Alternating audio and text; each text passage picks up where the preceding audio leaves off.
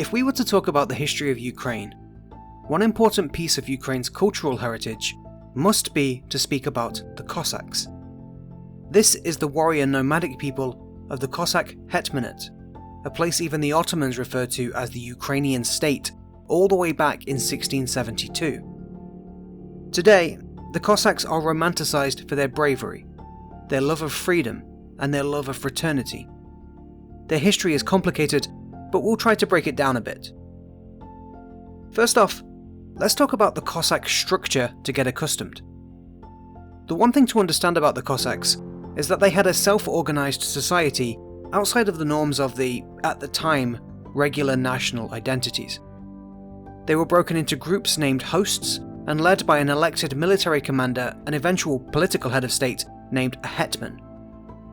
The key peoples we care about in this rundown are the Zaporozhian Cossacks, the peoples that lived within the modern borders of Ukraine.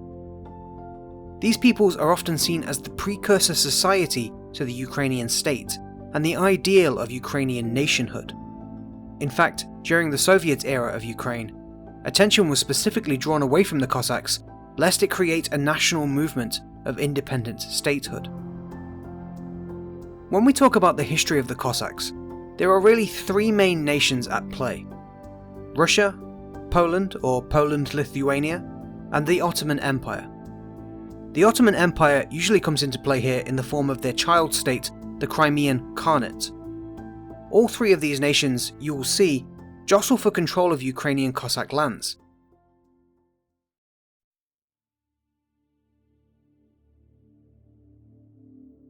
The people known as the Cossacks are likely to have come into existence around the 13th century in what is now modern-day Ukraine. They were a collection of different cultures, both ethnic and religious, that came together under a collection of like-minded, self-governing communities. To the south of their lands sat the Crimean Khanate, populated by the people we now call Tatars. To the north and the east, the fledgling Russian state, steadily growing after the decline of Constantinople. And to the north and west, the Polish Commonwealth, encompassing Poland and modern-day Lithuania. Originally, the Cossacks were likely victims of serfdom that fled their homelands.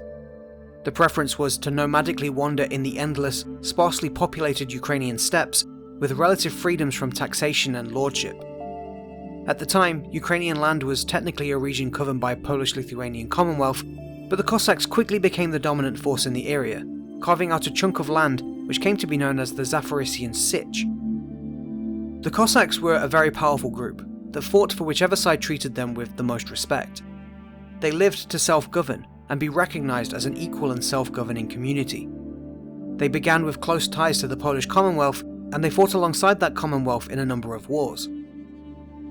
Poland had been treating the Cossacks with contempt for a while, whether that was refusing to pay the wages of the troops, not respecting the Cossacks' self-governing nature, not protecting their religion, and so on. Things came to a head in 1647, when the heir to an influential Polish magnate attempted to seize the lands of the Polish lesser noble turned Cossack, Bohdan Khmelnytsky.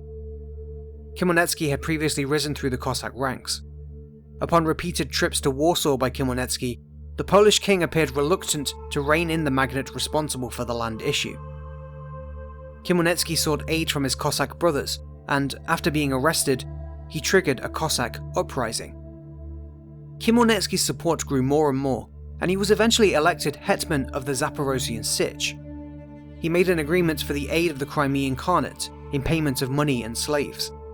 Cossacks that were originally loyal to the Polish Commonwealth flocked to his side, and he was able to make demands of the Polish state over missing wages for his troops. The uprising led to the promise of a Ukrainian or Ruthenian state. This includes a government, Ruthenian or Ukrainian language, and all nicely under the rule of Bohdan Khmelnytsky. Khmelnytsky is said to have positioned himself not only as hetman of the Cossacks, but the ruler of the Ruthenian lands and lord of all Rus. Pressing his political advantage too far, he suffered defeat in battle in 1651. Poland had paid the Crimean Khanate to abandon Khmelnytsky. He was captured and forced to sign a peace agreement that removed all of Poland's prior war concessions. This agreement was never ratified by the Commonwealth's parliament, though. The plan for a full nation state became impossible to implement, After another battle where the Cossacks realigned with the Crimean Khanate, the Cossacks were forced to switch their allegiances to Moscow, signing a treaty of loyalty to the Tsar in 1654. This triggered a war between Russia and Poland as a result. During the uprising and the associated war with Russia, Polish peoples were rapidly killed or ejected from Cossack land, a period now known in Poland as the Deluge. Sweden entered the war in order to take advantage of the uncertainty. Russia and Poland agreed a peace treaty to present a united front against Sweden, and the Cossacks felt they were betrayed by Russia, switching their allegiances then to Sweden. Upon the sudden death of the hetman Bohdan Khmelnytsky, a power vacuum opened up in the Cossacks over who should replace him. Bohdan had mentioned his intention to install his own son Yuri as hetman, but his son was only 16, and a controversial choice for leader. Meanwhile, Poland were able to take advantage of this time to re-establish control over the Ruthenian lines and the Zaporozhian Sich. The Cossacks elected Ivan Vysotsky as hetman instead of Bohdan's son. Ivan was pushed towards cooperation with Poland, with whom the Cossacks still held much regarded animosity. Russian-leading Cossacks sent word to Russia, and Moscow made a great deal of effort to let everyone know that they were accepting the authority of Cossack dissidents and didn't agree with Ivan's selection as hetman. A rival to Ivan's position emerged in the Moscow-leaning Martin Pushkar. The discontent in Ivan's leadership turned into a series of civil wars within the Cossacks that Ivan eventually won, this breaking Ukrainian ties with Russia entirely. Ivan sought a renewed peace agreement with the Polish Commonwealth. It presented the lands of the Cossacks as the Grand Duchy of Ruthenia, a third and equal member alongside Poland and Lithuania. Cossacks would be able to independently self-govern their lands under the rule of the Polish king. This treaty, however, was never enforced, as the Cossacks immediately came under attack from Moscow. Russian-leaning Cossacks made things very difficult for Ivan, who, despite winning against Russia, still suffered continued risks of another insurrection to his position as hetman. Ivan abandoned his status in favour of a Polish statesman position. The Cossack Rada, or General Assembly, elected Bohdan Khmelnytsky's son, Yuri, now 18, as the new hetman. Yuri's role was difficult. He was first driven to sign a new alliance deal with Moscow that was increasingly detrimental to the freedoms and autonomy of the Cossacks. Yuri also had to deal with wars, not just with Poland, but also the Crimean Khanate. He was captured during a battle with Poland, eventually declared loyalty to the Polish king, and later granted nobility by the Parliament of the Polish Commonwealth. Russian-leaning Cossacks to the east could do nothing but declare Yuri's actions as treason, leading the young hetman to abandon his position and take up residence in a monastery. At the end of the wars between Russia and Poland, the two large nations agreed to separate the Cossack hetmanate in half, using the Dnipro River as a dividing line. Cossack lands were separated to the left bank, which is Ukraine's east of the Dnipro River, and the right bank, which is Ukraine's west of the Dnipro River. The eastern Cossacks were kept under the thumb of Moscow, and the western Cossacks under the thumb of Poland. Between 1672 and 1699, the right bank Cossacks sought freedom and liberty from their Polish masters and sought an alliance with the Crimean Khanate, controlled at that time by the Ottomans. The Ottomans anointed Petro Doroshenko as the Cossack hetman on the right bank of the Dnipro, and with the Khanate's help, the Cossacks pushed back Polish rule to the west. With the western borders of the Sich secured, the Ottoman-backed Cossacks crossed the Dnipro into the Russian-controlled left bank and sought to support the hetman there, Ivan Brukovetsky, in his ongoing rebellion against Moscow. Let's just say things got very complicated from there. Doroshenko became hetman over all Cossacks after killing Brukovetsky. Poland fought back the Cossacks in the west. This forced Doroshenko to once again abandon the left bank of the Cossacks to an acting hetman in his stead. This hetman then swore allegiance to Russia. Doroshenko sought an official military alliance with the Ottomans that many Cossacks disapproved of. They disapproved enough to elect another man, supported by the Crimean Khanate, named Sukovy, as his replacement. The Ottomans stepped in to force Crimea to remove their support from Sukovy. Sukovy named a replacement as hetman, Kornenko, and Doroshenko then defeated Kornenko in a battle. Doroshenko tried and failed to revive the treaty that would name Ruthenia as a member of the Polish Commonwealth. This was followed by Poland recognizing the authority of Kornenko as hetman, who once more attempted to attack the right bank of the Cossacks in order to unite Ukraine.